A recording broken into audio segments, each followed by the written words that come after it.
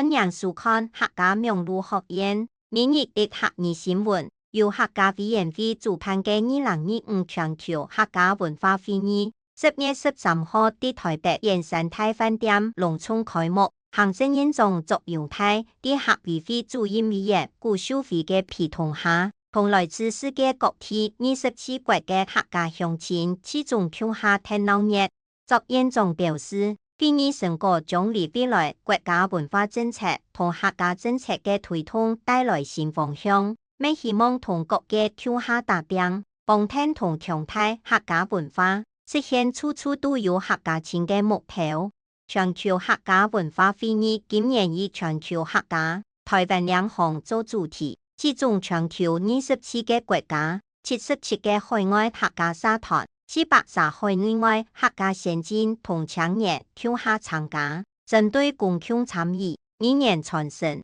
產業創新同語文串流大條議題，進行客家事務國際推展交流，展現客家兩項向前行嘅團結同行動力。以上係客家名錄學院嘅報道。接下來要教大家今本日嘅每日一客語就係熱鬧熱，熱鬧熱，也拜會議共下來去熱鬧熱，也拜會議共下來去熱鬧熱。唔學為忙，下一拜章來了。